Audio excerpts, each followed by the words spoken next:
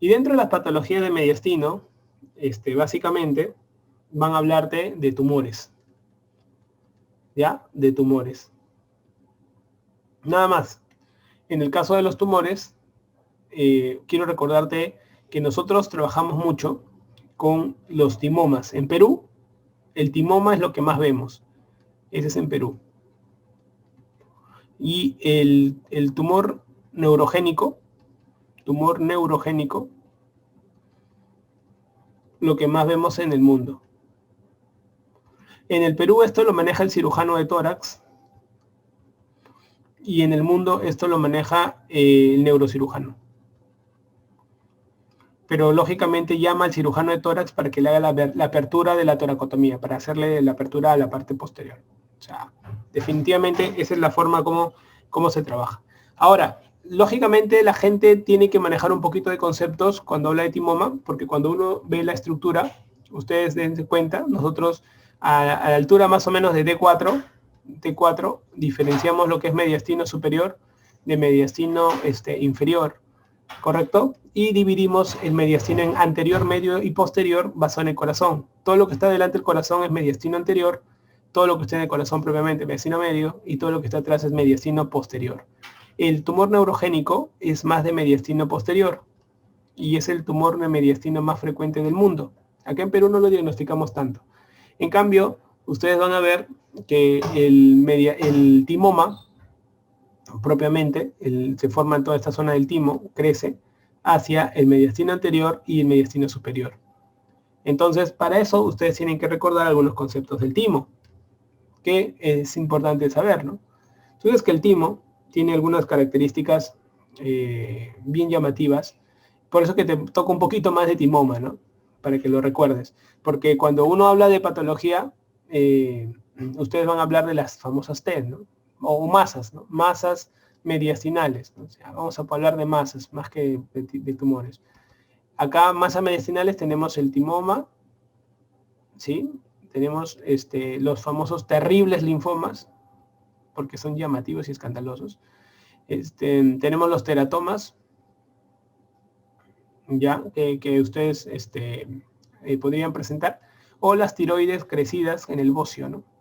Estas masas son características de masas del mediastino anterior, ¿ya?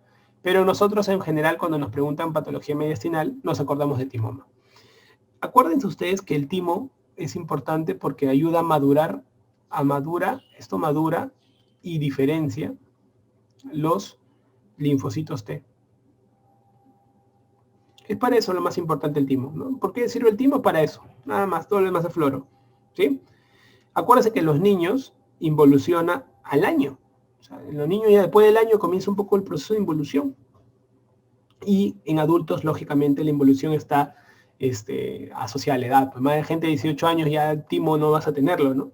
Porque ya la gente, todo su sistema inmunológico está recontra capo, pues, ¿no? Entonces el timo se va reemplazando por grasa. Eso es lo que ocurre, ¿ya? Lo que me importa también en la histología, dentro del timo, para que le vayan a preguntar, el timo tiene una corteza y una médula. En la corteza, no se olviden, están los timocitos. Y en la médula están los corpúsculos de Hassall. ¿Ya? Los corpúsculos de Hassall. Solamente esto porque han preguntado corpúsculos de Hassall alguna vez en una pregunta hace muchos años. Y me interesó, dije, lo voy a repasar cuando esté con los chicos hablando de timoma.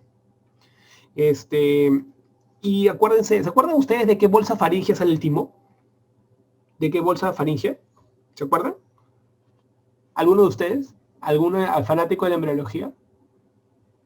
Un día creo que voy a hacerles un repaso de bolsa faríngeas y arco, mejor dicho, de arco faringes, ¿no? Porque es de memoria, ¿no? Entonces, es la tercera bolsa, ¿ya? No se olviden.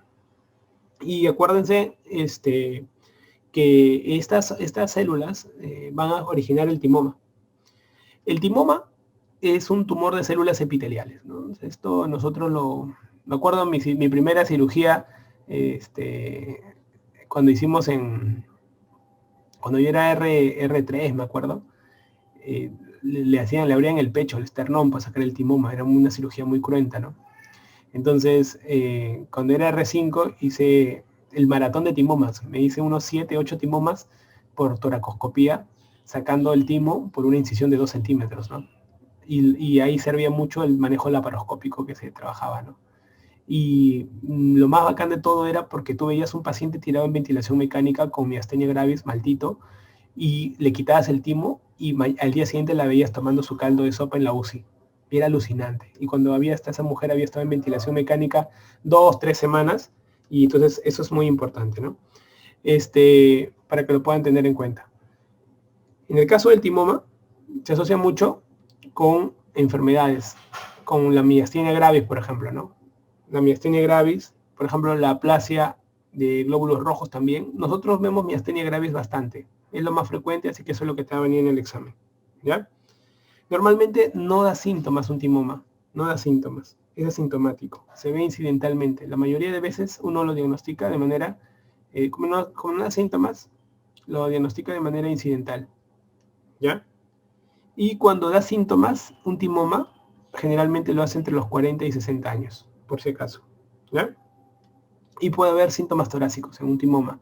O sea, puede haber dolor, puede haber tos, puede haber disnea, puede haber síndrome de vena cava superior, de manera de ese tipo, ¿no?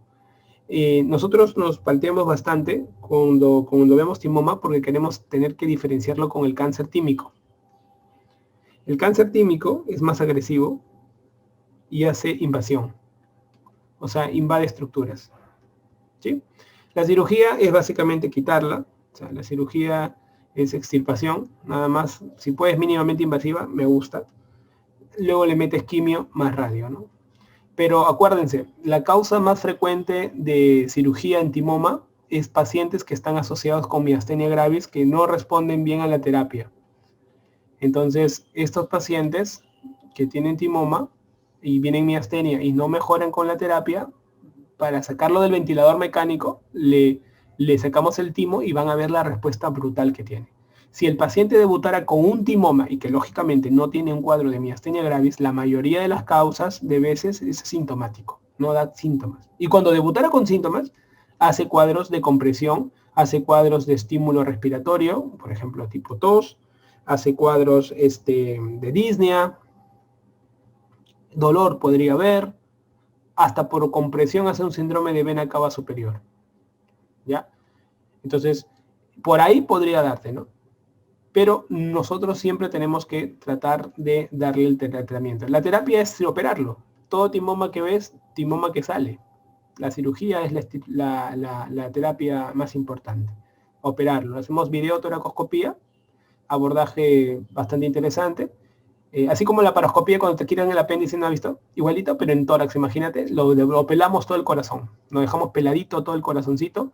Es la más yuca del timo, siempre lo voy a decir, como le digo a mis residentes, y un poquito lo que da miedo, es porque el timo drena al tronco brachiocefálico. Entonces, los vasos que vienen del tronco brachiocefálico nos da miedo a la hora de disecarlos porque sangran como la patada.